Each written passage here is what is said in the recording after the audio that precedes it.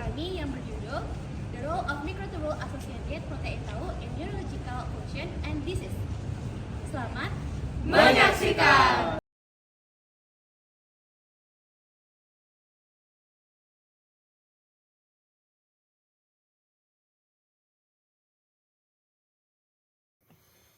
Halo semuanya, perkenalkan nama saya Ika Dekwinda Brahmana dengan NIM 24025111055.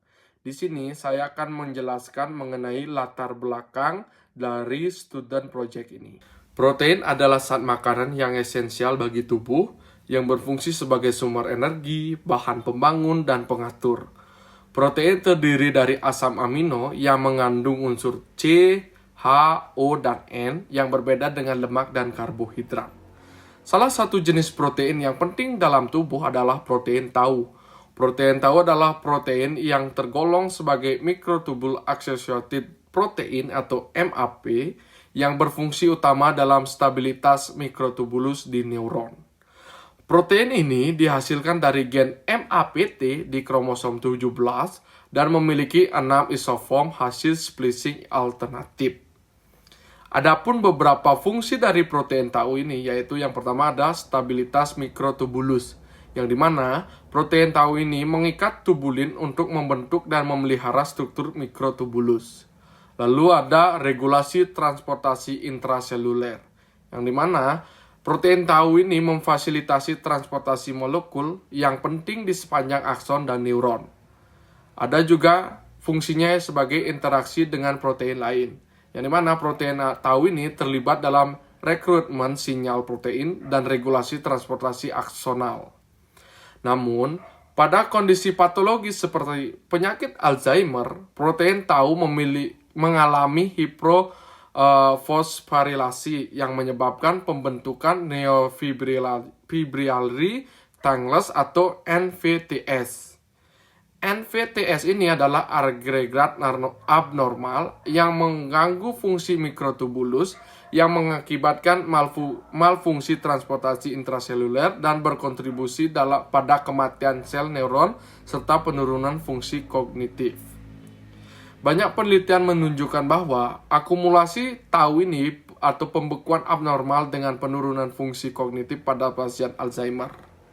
Selain itu, pengobatan gen pada protein tau juga diidentifikasikan sebagai faktor risiko untuk bentuk demensia lainnya seperti penyakit Pitt. Baik, perkenalkan nama saya Putu Eka Widiatnyana Putra dengan 3 digit NIM terakhir saya 061. Di sini saya akan menjelaskan pada bagian 1.2 yakni rumusan masalah. Adapun 5 poin rumusan masalah yang kami gunakan pada penelitian dan juga student project kami kali ini, yakni yang pertama bagaimana struktur dan juga fungsi dari protein tau. Kemudian yang kedua, bagaimana peran dari protein tau dalam fungsi neurologis. Kemudian yang ketiga, apa saja penyakit neurologis yang berkaitan dengan protein tau. Kemudian yang keempat, bagaimana mekanisme regulasi pada protein tau. Kemudian poin kelima atau poin terakhir, yakni bagaimana mekanisme terapi dan juga intervensi dalam penyakit yang berkait dengan protein tau. Baik, sekian penjelasan dari saya. Terima kasih. Baik, perkenalkan, saya Gusti Agung Putu Atnya Suharsdi Utami dengan 3 digit terakhir NIM adalah 057. Di sini saya akan menjelaskan tentang tujuan dari penulisan student project ini. Yang pertama adalah untuk mengetahui struktur dan juga fungsi dari protein tau. Yang kedua, untuk mengetahui peran protein tau dalam fungsi neurologis. Yang ketiga, untuk mengetahui penyakit neurologis yang berkaitan dengan protein tau. Yang keempat, untuk mengetahui mekanisme regulasi protein tau. Dan yang kelima, untuk mengetahui mekanisme terapi dan juga intervensi dalam penyakit yang terkait dengan protein tau. Adapun manfaat dari penulisan student project ini adalah untuk dapat mengetahui dan juga dapat memahami struktur dan fungsi protein tau, peran protein tau dalam fungsi neurologis, penyakit neurologis yang berkaitan dengan protein tau, mekanisme regulasi dari protein tau, serta memahami mekanisme terapi dan juga intervensi dalam penyakit yang terkait dengan protein tau.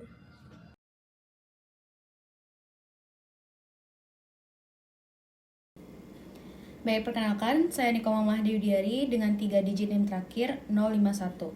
Selanjutnya, saya akan menjelaskan mengenai struktur dan juga fungsi dari protein tau atau MAPT. Protein tau atau Microtubule Associated Protein Tau merupakan protein yang memiliki peran penting dalam proses stabilisasi struktur mikrotubulus. komponen sel yang membantu dalam transportasi nutrisi, organel, dan molekul lain di sepanjang neuron dalam sistem saraf pusat. Adapun struktur dari MAPT ini, yang pertama itu adalah banyak ditemukannya dalam neuron dan memiliki beberapa isoform yang dihasilkan melalui proses splicing alternatif dari gen MAPT itu sendiri. Gen MAPT memiliki 16 ekson, namun di sepanjang splicing yang kompleks dan teratur menghasilkan berbagai jenis mRNA yang spesifik untuk tahap perkembangan tertentu dan biasanya ditemukan di jaringan otak.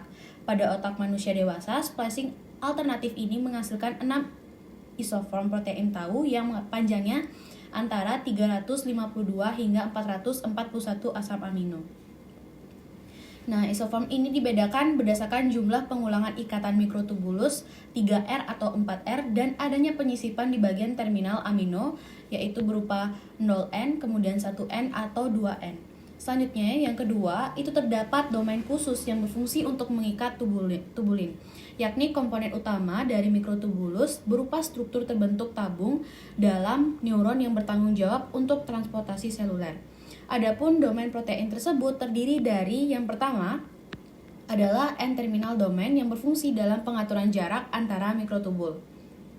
Kemudian yang kedua adalah C-terminal domain yang terlibat dalam polimerisasi mikrotubulus itu sendiri. Kemudian yang ketiga ada proline rich domain berperan dalam proses sinyal seluler dan juga menjadi target bagi protein kinase. Kemudian selanjutnya ada mikrotubulus binding domain yang mengikat tubulin untuk membentuk dan menstabilkan mikrotubulus itu sendiri. Yang ketiga, protein tau juga merupakan fosfoprotein dengan banyak situs fosforilasi yang mempengaruhi interaksinya dengan tubulin. Kemudian, dalam struktur lain juga mengandung 2-3 molekul fosfat per molekul protein, tetapi pada kondisi patologis seperti Alzheimer, tingkat fosforilasi dapat meningkat secara signifikan serta menyebabkan disfungsi. Yang kelima atau yang terakhir, sifat intrinsik tidak terstruktur pada protein tau menyebabkan protein ini mudah menyesuaikan diri dalam berbagai bentuk ketika berinteraksi dengan mikrotubulus dan molekul lain. Baik, selanjutnya itu adalah protein tau memiliki beberapa fungsi dalam stabilisasi mikrotubulus di neuron yang sangat penting untuk struktur dan juga fungsi neuron itu sendiri. Adapun peranan serta fungsi MAPT itu meliputi yang pertama adalah membantu stabilisasi mikrotubulus. Tau atau protein tau membantu perakitan tubulin menjadi mikrotubulus dan menjaga stabilisasi jaringan mikrotubulus di dalam akson neuron, yang dimana dapat menjaga integritas dari jaringan transportasi dalam sel saraf. Mikrotubulus adalah bagian dari kerangka sel yang berperan dalam transportasi intraseluler dan menjaga bentuk sel itu sendiri. Yang kedua adalah membantu pengangkatan molekular. Dengan menstabilkan mikrotubulus, MAPT memungkinkan transportasi molekul dan organel yang efisien sepanjang akson. Ini sangat penting dalam fungsi sel saraf karena jarak yang jauh antara badan sel dan terminal aksonal. Yang ketiga, dapat membantu proses perkembangan sistem saraf, di mana pada tahap perkembangan, MAPT membantu dalam pengaturan bentuk neuron yang benar, kemudian isoform tau yang berbeda diproduksi pada tahap perkembangan yang berbeda untuk menyesuaikan sesuai dengan kebutuhan stabilisasi mikrotubulus. Kemudian yang keempat, ada proses penyakit neurodegeneratif. Nah, pada kondisi patologis ini, MAPT bisa mengalami hiperfosforilasi atau menyebabkan tau lepas dari mikrotubulus dan membentuk agregat yang disebut dengan tau tangles atau neurofibrillary tangles. Agregat ini adalah ciri khas penyakit neurodegeneratif seperti Alzheimer dan beberapa bentuk demensia lainnya. Nah, yang kelima atau terakhir adalah meregulasi dinamika sitoplasma. Protein tau juga terlibat dalam proses pembentukan bundle F-aktin di mana melalui interaksi dengan domain proline rich dan ikatan elektrostatik dengan filamen aktin yang mendukung dinamika sitoskeleton dari neuron itu sendiri. Baik, sebelumnya perkenalkan nama saya Niko Mudia Prameswari dengan 3 digit NIM akhir 049. Di sini saya akan menjelaskan mengenai protein tau dalam fungsi neurologis. Yang pertama, peran protein tau dalam pengembangan sistem saraf. Protein tau yang merupakan protein yang terikat pada mikrotubulus di sini berfungsi untuk menjaga stabilitas struktur sitoskeleton sel, terutama dalam neuron yang berperan dalam pengembangan sistem saraf seperti pada diferensiasi neuron dan pembentukan sinapsis. Kita bahas yang pertama, yaitu diferensiasi neuron, yang merupakan proses sel-sel progenitor saraf berkembang menjadi neuron dewasa. Nah, protein tau di sini berkontribusi dalam proses ini dengan mengatur stabilitas mikrotubulus yang merupakan komponen penting dari sitoskeleton sel. Mikrotubulus yang stabil diperlukan untuk transportasi intraseluler agar efisien sehingga dapat mendukung pertumbuhan dan pematangan neuron. Nah, stabilitas dari mikrotubulus yang diatur oleh protein tau ini memungkinkan neuron untuk membentuk dendrit dan akson yang merupakan dua struktur penting untuk komunikasi antar neuron. Nah, protein tau tidak hanya berfungsi sebagai stabilisator mikrotubulus, namun juga berfungsi sebagai pengatur sinyal yang mempengaruhi ekspresi gen. Nah, keseimbangan ekspresi protein tau ini sangatlah penting. Kadar yang berlebihan ataupun tidak mencukupi dapat mengganggu neurogenesis dan diferensiasi neuron.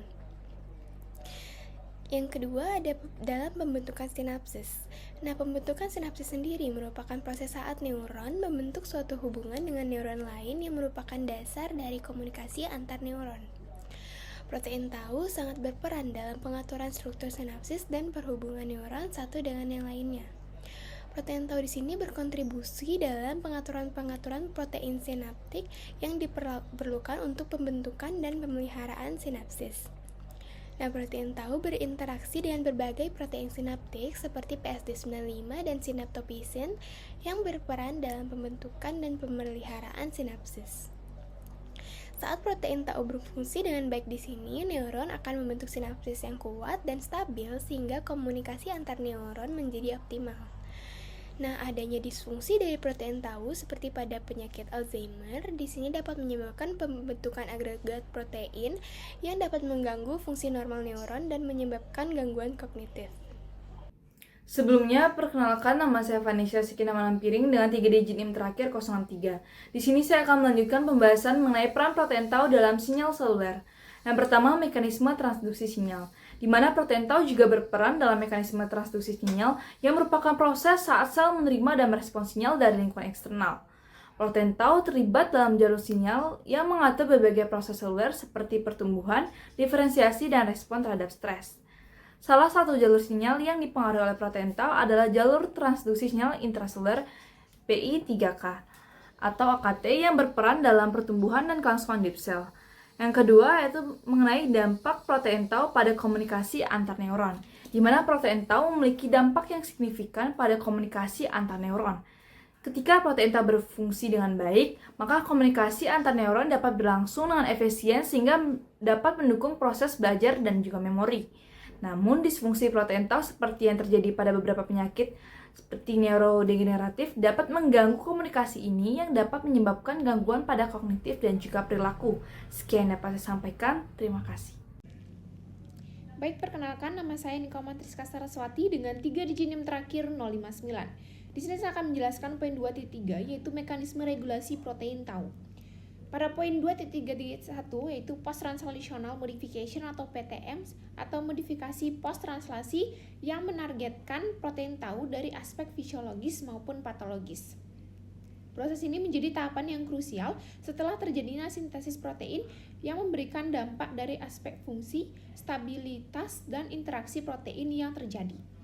Setelah pelipatan dan lokalisasi protein tau tepatnya setelah translasi oleh ribosom, maka modifikasi post-translasi akan mulai memodifikasi protein baik. Modifikasi post-translasi dapat meningkatkan kompleksitas proteom dan memberi kesempatan satu gen untuk mengkodekan molekul-molekul protein yang berbeda serta peran fungsional yang berbeda atau disebut dengan proteoform. Hal ini disebabkan karena hampir sebagian besar proses seluler dikerjakan melalui modifikasi post-translasi. Kemudian, pada bagiannya dibagi menjadi beberapa bagian, yaitu yang pertama, fosforilasi. Fosforilasi protein tau menjadi bagian penting dalam regulasi fungsi protein disebabkan karena fosforilasi merupakan proses biokimia yang melibatkan gugus fosfat yang ditambahkan ke dalam molekul protein tau, terutama residu asam amino. Secara spesifik, asam amino yang diinjeksi adalah pada asam amino serin, treonin, dan tirosin. Selain itu, fosforilasi menjadi aspek yang krusial karena aktivitas yang dilakukan memiliki kaitan dengan stabilisasi mikrotubulus yang berada pada sel saraf. Fosforilasi menjadi salah satu bagian modifikasi post-translasi yang paling umum terjadi pada proteom. protein kinase dan fosfatase memegang tanggung jawab dalam proses fosforilasi dan defosforilasi, yaitu sebagai guide dalam mengkoordinasi status fosforilasi protein. Protein fosforilasi yang dimaksud seperti glikogen sintase kinase 3 beta, kemudian silin dependent kinase 5, dan beberapa kinase lainnya. Gugus hidrofilik yang bermuatan negatif menyebabkan perubahan pada elektrostatik protein yang menghasilkan protein dengan sifat hidrofilik. Bersama dengan peningkatan sifat hidrofilik menyebabkan perubahan konformasi dan mengatur berbagai fungsi protein, seperti interaksi antar protein, jalur pensinyalan, dan proses degradasi protein. Fosforilasi berperan dalam fungsi seluler esensial termasuk metabolisme dan pensinyalan di dalam sel, sehingga menjadi dasar bagi berbagai proses normal dalam sel. Kemudian bagian yang kedua yaitu asetilasi. Asetilasi protein tau adalah modifikasi post-translasi di mana gugus asetil ditambahkan ke residu lisin dalam molekul protein tau. Modifikasi asetil berperan untuk mempertahankan stabilitas fungsi dan interaksi antara protein tau dengan komponen seluler lainnya. Proses ini dapat menyebabkan modulasi polimerisasi aktin dan memicu disfungsi sinaptik. Proses ini dikatalisis oleh enzim yang disebut histone asetiltransferase atau HAT karena asetilasi pertama kali dijelaskan dalam protein histone. Adapun enzim histone deaketalisasi berperan dalam mengeliminasi gugus asetil. Modifikasi ini terjadi terutama pada residu lisin tertentu yang mempengaruhi kecenderungan agresi, stabilitas, dan interaksi tau dengan microtubulus. Penelitian menunjukkan bahwa asetilasi dapat meningkatkan dan menghambat agresi tau, tergantung pada residu lisin spesifik yang dimodifikasi. Asetilasi protein, terutama pada mamalia, memerlukan penambahan N-terminal yang berasal dari gugus asetil, spesifiknya pada asetil koenzim A. Kemudian bagian yang ketiga yaitu ubiquitinasi. Merupakan protein tau yang dimodifikasi pasca translasi di mana molekul kecil yang disebut ubiquitin ditambahkan ke residu lisin dalam protein tau. Proses ini bertujuan menandai protein untuk diuraikan oleh sistem proteasom seluler yang bertanggung jawab untuk mendaur ulang dan menghilangkan protein yang tidak lagi diperlukan atau rusak dalam sel. Pada sel mamalia, modifikasi kovalen protein dengan ubiquitinasi merupakan modifikasi post-translasi yang umum terjadi. Hal ini berhubungan dengan ditemukannya 76 residu protein ubiquitin yang kecil pada eukariota. Ubiquitinasi adalah proses bertahap yang melibatkan 3 jenis enzim yaitu enzim pengaktif atau E1, konjugasi E2, dan ligase atau E3. Mirip dengan asetilasi, ubiquitinasi terjadi pada residu lisin. Dalam mekanisme ini, gugus karboksil pada ujung C-terminal ubiquitin berikatan dengan kovalen dengan gugus E-amino lisin pada protein target. Modifikasi ini dapat berupa penambahan satu ubiquitin atau pembentukan rantai ubiquitin polimer dengan panjang bervariasi. Ubiquitin memiliki 7 residu lisin, sehingga penamaan dalam proses ini didasarkan pada residu lisin yang menjadi tautan awal dengan protein target. Kemudian saya lanjutkan pada poin 2.3.2 mengenai faktor lingkungan dan genetik. Faktor lingkungan dan genetik memiliki peran penting pada protein tau dan memiliki dampak dalam peranannya untuk kondisi patologis. Yang pertama saya bahas adalah mengenai pengaruh lingkungan pada ekspresi tau. Di sisi lain, faktor lingkungan seperti paparan toksin, polutan, atau logam berat dapat merusak sistem saraf dan memicu perubahan pada tau, termasuk hiperfosforilasi dan agregasi abnormal. Cedera otak traumatis atau TBI yang berulang atau parah juga meningkatkan risiko kelainan pada patologi tau, dengan merangsang respon seluler yang mempengaruhi fosforilasi dan stabilitasnya. Stres oksidatif akibat gaya hidup atau paparan lingkungan dapat mengganggu fungsi seluler normal dan mempengaruhi jalur fosforilasi tau. Selain itu, gaya hidup yang mencakup pola tidur, asupan nutrisi, dan tingkat aktivitas fisik juga berperan dalam mengatur kesehatan otak dan metabolisme tau. Kombinasi faktor genetik dan lingkungan ini mempengaruhi proses fosforilasi, agregasi, dan stabilisasi protein tau, yang pada akhirnya berdampak pada risiko serta perkembangan penyakit neurodegeneratif. Kemudian, poin selanjutnya yaitu variasi genetik dan risiko penyakit. Secara genetik, mutasi pada gen MAPT yang mengkode protein tau dapat menyebabkan perubahan dalam produksi dan fungsi tau. yang berhubungan dengan penyakit neurodegeneratif seperti frontotemporal dementia atau FTD, variasi atau polimorfisme genetik pada gen MAPT dan gen-gen lain yang terlibat dalam metabolisme tau mempengaruhi tingkat fosforilasi, stabilitas, serta kemampuan pengikatan tau pada mikrotubulus. Beberapa kasus tauopati diwariskan dalam keluarga menunjukkan bahwa faktor genetik memiliki peran signifikan dalam kerentanan terhadap penyakit seperti Alzheimer dan penyakit Pick. Baik, sekian dari saya. Materi selanjutnya akan dijelaskan oleh teman saya. Perkenalkan, nama saya Niputu Renata Murdani dengan NIM 240251169. Selanjutnya ada penyakit neurologis terkait protein tau. Yang pertama ada Alzheimer dan akumulasi tau. Salah satu ciri utama Alzheimer adalah akumulasi protein tau yang membentuk neurofibrillary tangles di dalam neuron. Yang pertama ada plak beta amyloid. Nah, plak ini terbentuk dari protein amyloid beta yang menumpuk di luar neuron, merusak komunikasi antar sel dan juga memicu peradangan serta stres oksidatif. Kemudian yang kedua, ada neurofibrillary tangles, yaitu protein tau yang berfungsi untuk menstabilkan mikrotubulus dalam neuron. Namun, pada Alzheimer, tau mengalami hiperfosforilasi dan juga membentuk tangles yang mengganggu stabilitas mikrotubulus dan juga fungsi neuron, terutama di area otak terkait memori. Kemudian yang ketiga ada mekanisme kerusakan neuron, yaitu kerusakan neuron pada Alzheimer dipicu oleh stres oksidatif, kemudian peradangan dan juga penumpukan kalsium intraseluler yang menyebabkan apoptosis atau kematian sel. Kemudian aktivasi mikroglia dan juga peningkatan sitosin yang memperburuk dan juga merusak. Baik, perkenalkan nama saya Kadek Safra Putri Sujana dengan 3 digit NIM terakhir 071. Selanjutnya, saya akan menjelaskan penyakit tauopati lainnya. Selain Alzheimer, ada beberapa penyakit lain yang juga melibatkan akumulasi protein tau, yang dikenal sebagai tauopati. Antara lain, frontotemporal dementia atau FTD dan progressive supranuclear palsy. Jadi, frontotemporal dementia ini adalah penyakit neurodegeneratif yang mempengaruhi lobus frontal dan temporal otak, menyebabkan disfungsi kognitif, perubahan perilaku, dan gangguan bahasa. Pada FTD ini, tau yang terfosforilasi membentuk tangles yang merusak sel-sel saraf. Penyakit ini biasanya muncul pada usia lebih muda, sekitar 45-65 tahun, dan dapat berhubungan dengan mutasi gen MAPT. Kemudian pada progressive supranuclear palsy atau PSP, yakni gangguan langka yang ditandai dengan gangguan gerakan, keseimbangan, dan penglihatan akibat akumulasi tau di batang otak dan basal ganglia. Akumulasi ini menyebabkan gangguan pada struktur otak yang mengontrol gerakan motorik dan koordinasi, dengan gejala seperti kesulitan bergerak dan juga berbicara. Baik, selanjutnya saya akan menjelaskan terkait hubungan tau dengan gangguan neurologis lainnya.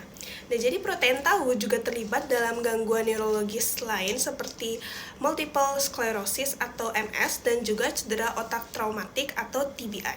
Nah, jadi multiple sclerosis ini adalah penyakit autoimun yang merusak mielin, lapisan pelindung saraf. Walaupun lebih dikenal dengan peradangan dan kerusakan mielin, tau juga berperan dalam multiple sclerosis ini. Tau yang terfosforilasi dapat menumpuk di neuron yang rusak, memperburuk kerusakan saraf dan penurunan fungsi kognitif, terutama pada tahap lanjut penyakit. Kemudian selanjutnya ada cedera otak traumatik atau TBI, yang dimana setelah cedera otak traumatik, tau yang terfosforilasi dapat terakumulasi di sekitar lokasi cedera, berkontribusi pada gangguan kognitif dan peningkatan risiko demensia, terutama pada cedera berulang seperti yang terjadi pada atlet olahraga kontak. Perkenalkan, nama saya Putu Hema Sapita Dwita dengan 3 digit NIM terakhir 053. Terapi dan intervensi dalam penyakit terkait tau. Pendekatan terapeutik yang sedang diteliti. Yang pertama, inhibitor fosforilasi tau. Hiperfosforilasi protein tau menjadi penyebab utama patologi pada penyakit Alzheimer dan tauopati lainnya, menyebabkan gangguan fungsi neuron, pembentukan kusut neofibrillari, dan disfungsi sinaptik. Inhibitor kinasa seperti GSK3 dan CDK5 efektif dalam mengurangi fosforilasi tau dan meningkatkan fungsi kognitif pada model praklinis. Yang kedua, vaksinasi terhadap protein tau. Pendekatan vaksinasi terhadap protein tau bertujuan untuk memicu respon imun yang menargetkan bentuk patologis tau, mengurangi patologis tau, dan meningkatkan fungsi kognitif. Penelitian menunjukkan efektivitas imunisasi aktif pada berbagai model hewan, termasuk penggunaan protein tau tipe liar atau kombinasi epitop tau dan amilop beta untuk menekan proses neurodegeneratif. Perkenalkan, nama saya Putri Wita dengan 3 digit NIM terakhir 053. Selanjutnya saya akan membahas mengenai strategi pencegahan dan manajemen.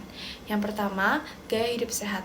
Gaya hidup sehat yang meliputi aktivitas fisik teratur, diet seimbang, dan penghindaran perilaku berbahaya seperti merokok memiliki peran penting dalam mencegah dan mengelola penyakit neurodegeneratif terkait tau, seperti penyakit Alzheimer. Aktivitas fisik dapat memodulasi biomarker cairan cerebrospinal atau CSF, mengurangi patologi tau, dan memperlambat penurunan kognitif. Diet kaya omega-3, antioksidan, serta rendah lemak jenuh juga terbukti mendukung fungsi kognitif dan menurunkan resiko taupati. Perkenalkan, nama saya Niputu Renata Murdani dengan NIM 240251159. Kemudian yang kedua ada terapi fisik dan juga kognitif, yang dimana manajemen dan juga pencegahan penyakit terkait tau seperti Alzheimer semakin memadukan terapi fisik dan juga kognitif untuk mengurangi penurunan kognitif dan mendukung kesehatan otak. Yang pertama ada terapi fisik, yang dimana aktivitas fisik secara teratur terbukti memperbaiki biomarker CSF seperti meningkatkan alfa beta 42 dan juga menurunkan tau tes fosforilasi serta memberikan efek neuroprotektif dengan merangsang neurogenesis dan juga plastisitas sinaptik. Kemudian yang kedua ada terapi kognitif, yang dimana intervensi seperti pelatihan memori dan juga pemecahan masalah itu memperkuat koneksi saraf dan juga meningkatkan performa kognitif dan juga mengurangi resiko penurunan fungsi kognitif.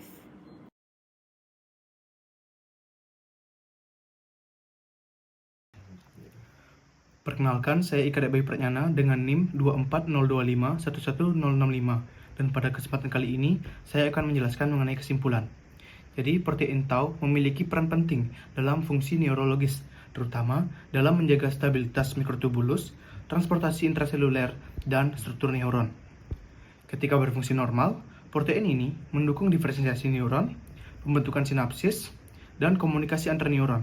Namun, disfungsi tau akibat hiperfosforilisasi dan modifikasi posttranslasi lainnya dapat memicu pembentukan neurofibrillari tangles atau NFTS yang menjadi faktor utama penyakit neurodegeneratif seperti Alzheimer dan demensia frontotemporal. Ketidakseimbangan regulasi protein tau seperti hiperfosforilisasi menyebabkan gangguan fungsi mikrotubulus, komunikasi antar neuron, dan kematian sel saraf.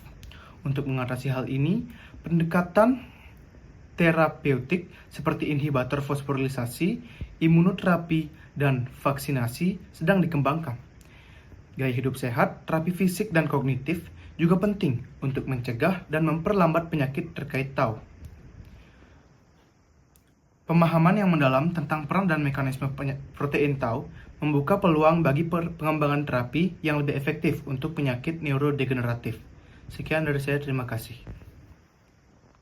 Perkenalkan, nama saya Diza Devinsya Kristanti Rusdiana dengan NIM 24025111067. Di sini saya akan menjelaskan saran mengenai materi yang telah kami bahas, yaitu the role of microtubule associated protein tau in neurological functions and disease. Untuk menghadapi tantangan yang terkait dengan protein tau dalam konteks penyakit neurologis, diperlukan langkah-langkah konkret yang melibatkan penelitian lebih lanjut, aplikasi klinis, serta pendekatan pencegahan yang efektif. Pertama, pengembangan penelitian terhadap protein tau harus difokuskan pada eksplorasi mekanisme patologis yang mendasari modifikasi post-translasi seperti hiperfosforilasi, asetilasi, dan ubiquitinasi. Proses ini memiliki dampak signifikan terhadap disfungsi tau, yang pada akhirnya memicu pembentukan neurofibrillari tangles. Penelitian lebih lanjut dapat membantu mengungkapkan jalur biokimia spesifik yang dapat menjadi target terapi. Selain itu, analisis tentang peran jalur sinyal seluler seperti PI3K atau AKT dan MAPK atau ERK juga perlu dilakukan untuk memahami lebih dalam tentang regulasi protein tau dalam kondisi normal maupun patologis. Yang kedua, dalam bidang klinis, perlu adanya inovasi dalam pengembangan biomarker berbasis protein tau untuk mendeteksi penyakit taupati pada tahap awal. Deteksi dini akan memungkinkan intervensi yang lebih cepat sehingga progresi penyakit dapat dihambat. Selain itu, strategi terapi yang sedang diteliti seperti inhibitor, fosforilasi, tau, dan imunoterapi harus terus dievaluasi melalui uji klinis untuk memastikan keamanannya pada manusia serta efektivitasnya dalam mengurangi akumulasi tau patologis. Yang ketiga, pencegahan dan manajemen menjadi aspek penting untuk menekankan risiko penyakit neurodegeneratif. Promosi gaya hidup sehat termasuk olahraga teratur, diet seimbang, serta aktivitas kognitif dapat diterapkan secara luas untuk mengurangi risiko penyakit terkait tau. Intervensi berbasis komunitas serta pelatihan fisik dan kognitif bagi populasi lanjut usia juga berpotensi memberikan manfaat besar dalam meningkatkan kesehatan otak secara keseluruhan. Dan yang terakhir, diperlukan pendekatan multidisiplin yang mengintegrasikan penelitian dasar, klinis, dan teknologi modern. Kolaborasi antar bidang termasuk pemanfaatan kecerdasan buatan atau AI dalam analisis data genetik dan molekuler dapat mempercepat pengembangan terapi dan diagnosis yang lebih presisi. Dengan sinergi berbagai bidang ilmu, pemahaman yang lebih mendalam tentang protein tau dan kaitannya dengan penyakit neurologis dapat dicapai, sekaligus membuka peluang baru untuk mengintervensi terapeutik yang lebih efektif. Dengan mengimplementasikan langkah-langkah ini, diharapkan tantangan dalam memahami dan menangani penyakit neurodegeneratif terkait protein tau dapat diatasi secara lebih optimal dan memberikan harapan baru bagi pasien maupun keluarganya. Sekian dari saya, terima kasih.